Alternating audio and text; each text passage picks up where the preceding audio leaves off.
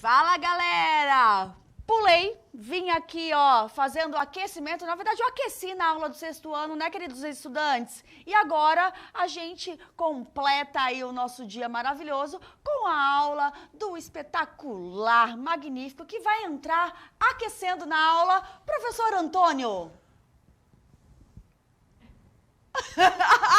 Sensacional! Bom dia a todos, alunos aí dos 6º anos, professores e a todos que irão participar da aula de Geografia. Fiz aí já meu aquecimento, né? Façam aí também, que é bom esticar aí o corpo, né, Ju? Logo cedo, né? É uma coisa que eu faço constantemente, deu para perceber aqui no meu aspecto físico.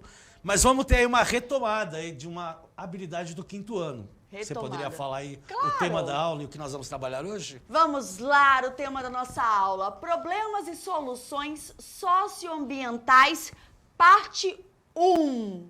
Então, bora para a habilidade da aula de hoje. Identificar... vamos falar os numerozinhos e letrinhas lá, EF05G11. Identificar e descrever problemas socioambientais que ocorrem no entorno da escola e da residência, lixões, indústrias poluentes, destruição do patrimônio histórico, entre outros.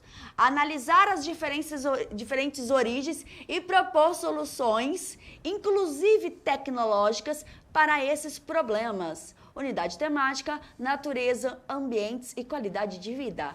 Objeto de conhecimento, qualidade ambiental. Preciso de óculos. Ih, você não está enxergando? Ih, cara, minha idade chegando, não tem jeito. Bom, falando nisso, a gente vai ver o oposto, né? Como poderia ser resolvido através das cidades sustentáveis. Então, vamos ver um vídeo, daqui a pouco nós retornamos. Até breve.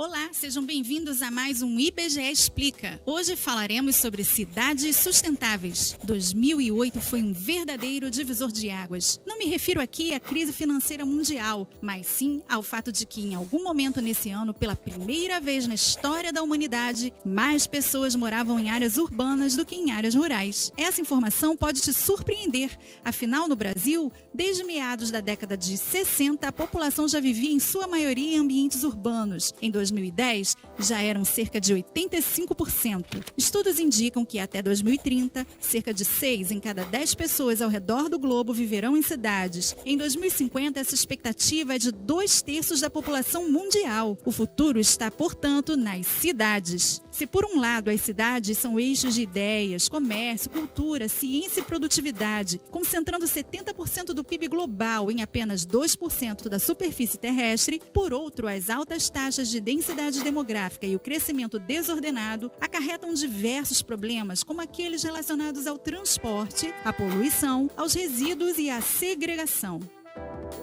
Para se ter uma ideia, 60% do consumo global de energia, 70% das emissões de gases de efeito estufa e 70% da produção de resíduos advém das cidades. Além do mais, a concentração fundiária e a segregação de diferentes grupos são problemas que afetam desde cidades de países desenvolvidos até aquelas de países de menor desenvolvimento relativo.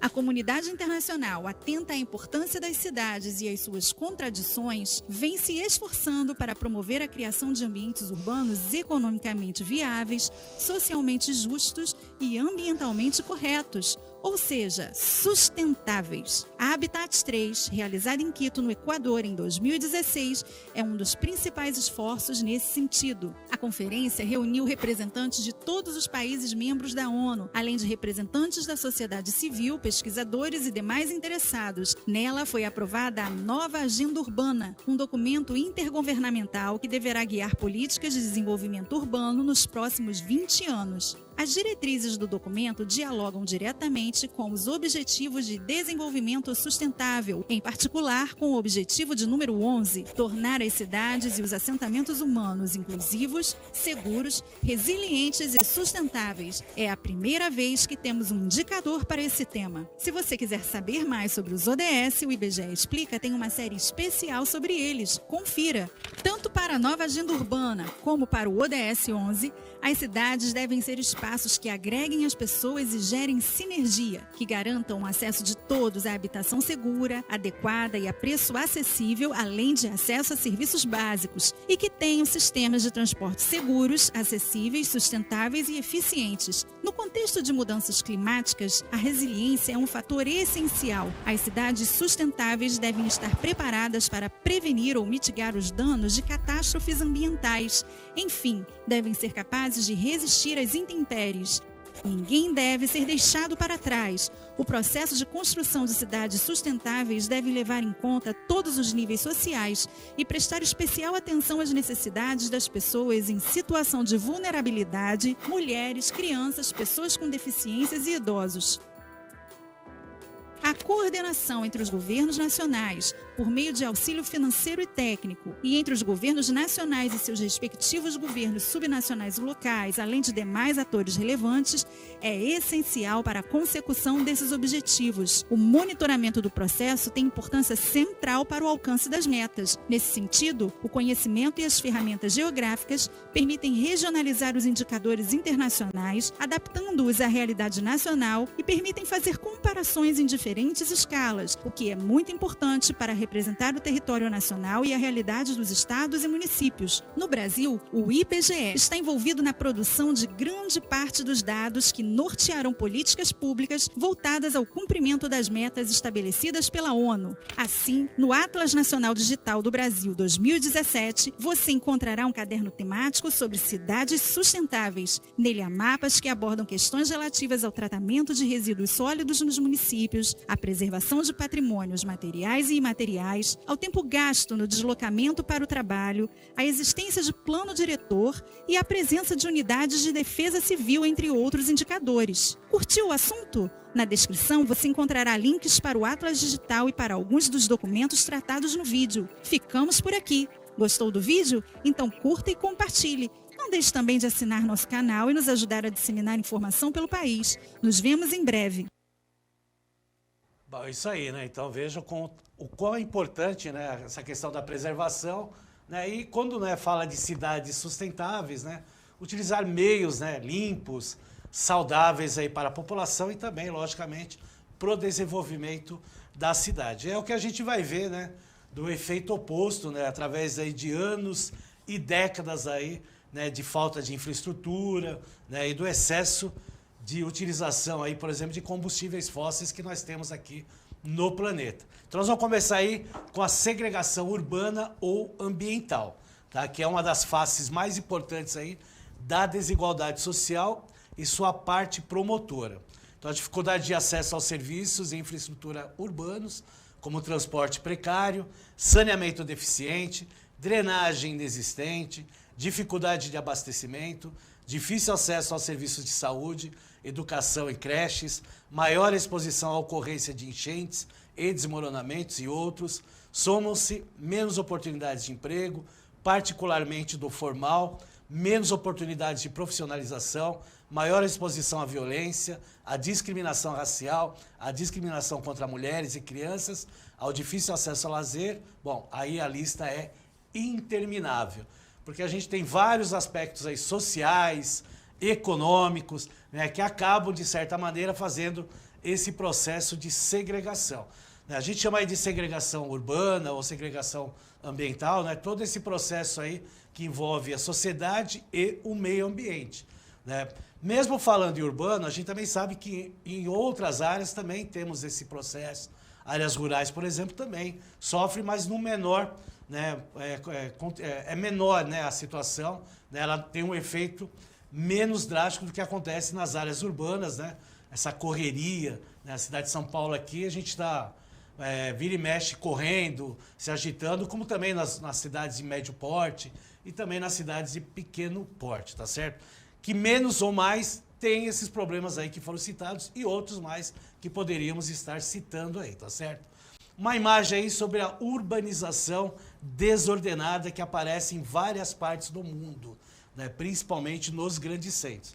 Então isso aí é um claro exemplo, né, de uma região aí que não teve nenhuma infraestrutura, né, de habitat, né? Então as casas aí foram sendo construídas aí, né, praticamente que simultaneamente e de qualquer maneira.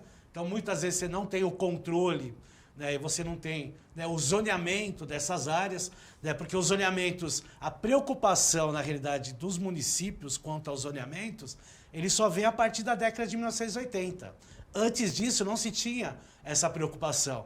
E principalmente nessa questão de zoneamento industrial, zoneamento comercial, zoneamento residencial, né? Então, com o passar do tempo, com as dificuldades financeiras e a falta de habitação para a população, as pessoas foram se alocando em locais na qual eles tinham condições de alocar. Então, muitas vezes, aqueles terrenos, eu lembro lá, passava muito em São João Clímaco, na região lá próximo de Ipiranga, aqui em São Paulo, tinha vários campos de várzea. Hoje, para quem mora lá ou mora próximo, vê que não, praticamente ainda existem esses campos de várzea que foram substituídos aí por habitação. Porque a precariedade da infraestrutura é muito grande. A falta de organização, a falta de infraestrutura faz com que aconteça isso. E é lógico, você constrói uma casa num local que não tem saneamento básico, não tem água encanada, a tendência é o quê? Que essas pessoas, essas famílias, sofram aí um processo maior, tá certo? Então, essa ocupação desordenada, ela é um simples processo, né, de econômico e até de organização de infraestrutura. Certo, Juliana? Então, sabe o que eu olho? Você sabe assim, eu olho aquela imagem e me retrata a questão da falta, do abandono que a gente sofre. Porque você pega estradas afora aí, existem vários espaços vazios. Óbvio, são propriedades privadas, porém, será que não poderia ter um maior investimento, uma boa vontade para que isso não ocorresse? Lógico, por isso que foi citado lá no texto a questão do, por exemplo, meio de transporte precário, né? Então, se a pessoa mora distante do seu trabalho, né, a dificuldade, né, é maior. Então as pessoas tentam, da maneira melhor, assim, ficar mais próxima do trabalho, né? Até aquela questão de incentivo, né? Muitas vezes a pessoa está procurando emprego e aparece lá, moradores da Zona Sul, moradores de tal bairro. Quer dizer, já desincentiva aquela pessoa que mora, né, mais longe do local de trabalho que está precisando, porque não quer pagar, por exemplo, o vale transporte para essa pessoa. Então, né, esses direitos aí, né, trabalhistas, muitas vezes, eles acabam sendo empecilhos para a pessoa poder arrumar um emprego, né, um pouco mais distante, né? É complicado, porque isso aí realmente é falta de infraestrutura. Um dos maiores problemas também é a poluição atmosférica. Então, vamos lá ver na tela, poluição atmosférica, sendo que mais de 80% dos moradores de áreas urbanas, onde a qualidade do ar é monitorada, né, que não é todas, tá, para deixar bem claro isso, estão expostos a níveis de poluição que excedem os limites seguros estabelecidos pela OMS, que é a Organização Mundial de Saúde, né? E aí tem uma imagem, né, aqui da cidade, né, e mostrando lá ao fundo, né, um acinzentado, que é, né, nada mais do que a poluição atmosférica, né? Muitas vezes a gente acorda, né, e tem lá, né, uma névoa, que muitas vezes já é a poluição, né, que vindas aí de dias atrás. Imagina que nós estamos no período de inverno, né, e a dificuldade aí do movimento das massas de ar fazem com que, né, essa visualização do nosso ar, né, seja constante, né, principalmente no inverno, porque falta chuva, né, as massas de ar não se movimentam como se movimentam em outras estações do ano, e a gente acaba tendo, né, essas imagens. Logicamente que se a gente vê décadas anteriores, já foi pior, né? Com as leis. O bom no Brasil, entre partes, é que nós temos várias leis. Só eu achei aqui mais de 20 leis ambientais só de poluição atmosférica. Até vou Mas citar ontem algumas. estava terrível. Ontem eu olhei, eu acho que era umas 5, 6 horas da tarde. Antônio, você mal via, tava feia a coisa ontem. Então, por quê? Porque a lei existe, o problema é a fiscalização. né? Então nós temos, além da poluição da indústria, que a gente vai ver agora já na próxima imagem, né? Pode colocar aí, né? Olha, o alto índice de poluentes aí. Imagina, isso aí é uma só chaminé, né? Imagina centenas, milhares de chaminé, dependendo da área industrial que você vive, né? E aí você tem esse problema aí. E eu procurei lá, fiz a pesquisa, achei mais de 20 leis que falam só sobre poluição atmosférica. Desde leis federais até leis estaduais, municipais, o próprio CONAMA, que trata aí do meio ambiente. Então, leis existem. O problema é o quê? É fiscalização, né? Então, uma imagem dessa que a gente pega aí, de uma chaminé soltando tanta fumaça, já não devia mais existir. Porque nós temos aí leis que obrigam as indústrias a terem filtros. E engraçado que não pode nem falar assim, eu não vejo, não sei de onde vem, não sei como que é. Porque é visível, é o que visível, você falou, é visível. Então falta a atitude de resolver. Exatamente. Apesar que eu tenho uma boa notícia. Eu pesquisei, né, as 10 maiores cidades, uma boa notícia entre aspas, lógico. As 10 cidades que poluem mais no mundo. E aí está aqui, né? Até coloquei aqui, não deu para colocar aí para vocês, mas eu vou citar. Por exemplo, em primeiro lugar, né, na China, a cidade de Linfeng, né, por causa do carvão mineral, né? A segunda é Tianjin, também da China, por causa do chumbo. Entendeu? Você vê que tem cada característica, carvão mineral, chumbo, né? Porque são minerais que poluem, né? O terceiro lugar, Suquinda, na Índia, que é por causa do cromo.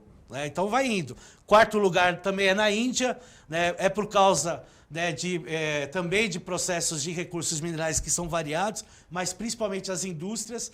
E tem um detalhe nessa cidade de Vapi, na Índia, né? 96% dos lençóis freáticos estão poluídos com poluições acima de 100 vezes mais, né, do que a OMS sugere como poluentes do lençol freático. Olha a gravidade dessa cidade. E tem outras, né? Até citado aqui, por exemplo, Chernobyl, em 8º lugar, por causa daquele problema lá, né, da explosão lá da usina nuclear de Chernobyl, né, na época da União Soviética, em 1986, lá no país da Ucrânia. E em 10º lugar apareceu uma cidade da Zâmbia, com problema de chumbo.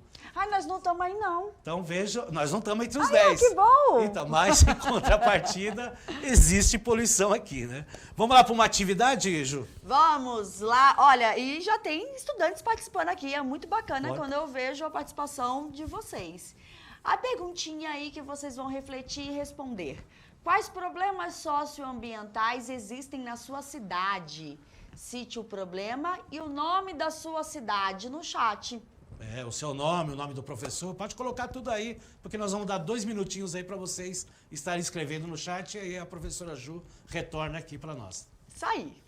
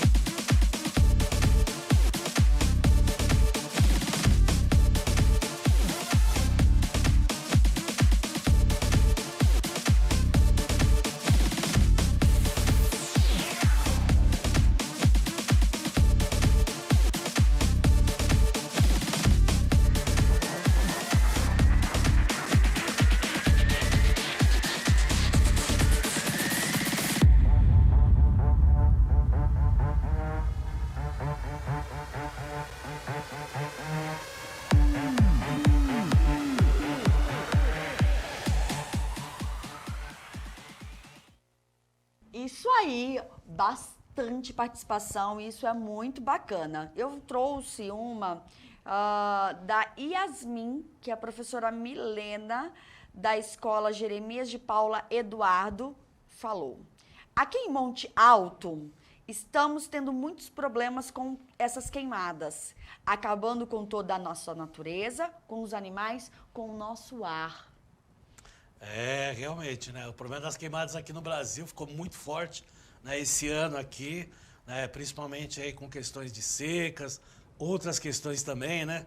Então, o problema aqui é grave, né, na questão aí das queimadas, porque a gente viu aí em outros locais do mundo, né, problemas aí com recursos minerais, né, problemas aí com indústrias e poluentes, né, que também temos aqui, mas aqui o que pega mais também é as queimadas. Vamos lá para a próxima tela, que nós vamos ver resíduo sólido, que é outro grave problema que nós temos aqui no Brasil e no mundo, né? E lembrando aí que o descarte, ele é, né, crime, né? Então, descartar lixo, entulho, poldas, dentre outros materiais em áreas públicas, é crime, né? Eu até pesquisei aqui, Lei 13.478 de 2002, né? Se for pego em flagrante, pode dar aí uma multa aí de R$15 mil. E o absurdo, aqui em São Paulo, por exemplo, a pessoa não tem nem essa desculpa, porque nós temos ecopontos em vários lugares. Vários. Né? Eu até vi nos extremos, por exemplo, extremo leste aqui de São Paulo, em Guaianazes, tem 5 ecopontos. Né? Então, quer dizer, a pessoa não tem desculpa, é má vontade mesmo, né? E não se preocupar nem um pouco com o meio ambiente, né? Isso que é interessante, né? Mandar um abraço aí para o professor de Educação Física, né? Luiz Fernando, ele está participando aqui, ó, bem... Que ele diz que é corretamente ecológico. Ele é ecologicamente correto, ele anda de bicicleta. Então tá bom, é isso aí, tá? E lembrando, né, a prefeitura, ela libera aí para a própria coleta de lixo 1 metro cúbico, né, que não é pouco, né? São mais ou menos aí, eu vi lá, pesquisei, equivale aí a uma caixa de água de 1.000 litros, né? Se você for colocar lá e ele recolhe. Entendeu? Mas tem os ecopontos, né? Tem ecopontos aí em diversas partes aqui da cidade de São Paulo. Não sei se tem em todo o estado de São Paulo, mas aqui na cidade tem vários pontos. Vamos lá para outra questão aí do resíduo sólido. Quase metade aí dos municípios brasileiros, né, 49,9%, pesquisados ainda despeja resíduos em lixões, depósitos irregulares e ilegais. Além disso, 17,8 milhões de brasileiros não têm coleta de lixo nas casas e apenas 3,85% dos resíduos são reciclados. Os dados fazem parte do Índice de Sustentabilidade da Limpeza Urbana, o SLU, elaborado pelo Sindicato Nacional das Empresas de Limpeza Urbana, né, a CELURB, em parceria com a consultoria PwC Brasil. E aí o exemplo, né, que a gente vê aí, né, em várias partes aí, né, da cidade de São Paulo, do estado de São Paulo, do Brasil e até do mundo, nessa imagem feia que se tem aí de se jogar lixos, que acaba, né, refletindo e voltando, né, para a sociedade através de enchentes, né, através de problemas até de desabamento aí, né, de deslizamentos de terra, né, pelo acúmulo de lixo, né, e a retirada da vegetação natural dessas regiões, né? E a gente, quando vê essa porcentagem aí, metade dos municípios brasileiros, né, no século XXI... Bastante, né? Respiro fundo. Vamos respirar fundo, porque a coisa aqui, para o meio ambiente, apesar do Brasil ser considerado o maior país aí em legislação e serve de exemplo para outros países, peca aí na fiscalização, isso eu sempre vou cobrar nas aulas aqui de geografia, como todos também devem cobrar. E o entulho, o famoso entulhão, tá aí, ó. O entulho aí, que vem muito aí de construções e demolições, né? Tem até sigla, né? Ó, tem até nome bonito, ó. Resíduo da Construção e Demolição, RCD, ou Resíduo da Construção Civil. Fica bonito, né? Fica, que aí o CONAMA colocou, né, como um nome bonito, mas que não resolve. Então o CONAMA aí, ele fica preocupado com essa questão do aumento e tem uma legislação que faz parte do CONAMA, que é a Resolução 307. Ela entrou em vigor em 2 de janeiro de 2003. E ela define como resíduos de construção civil aqueles oriundos de atividades de construção, reforma, reparos e demolições de estruturas e estradas, bem como aqueles resultantes da remoção de vegetação e escavação de solos. E muitos desses resíduos têm como, né, ser reutilizado na própria construção. Mas é mais fácil jogar no meio da rua. Exatamente. Então esse que é o maior problema. Eu vou deixar um vídeo para vocês verem aí, o professor colocar aí para os alunos, que é um vídeo muito legal, que não dá tempo aqui de mostrar, o que cada um pode fazer para produzir menos lixo. Tá? É um vídeo legalzinho, curtinho aí da TV do Senado, né, que fala muito legal, que fala muitas coisas aí sobre a questão do lixo, certo?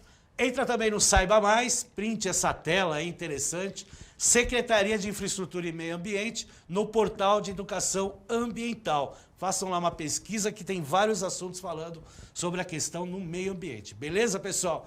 Foi muito legal estar aqui com vocês. Obrigado aí pela participação do chat. Na semana que vem nós vamos ter a parte 2.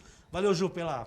A gente volta. A gente volta. A gente volta, mas a gente deixa aqui um coração para os professores de geografia.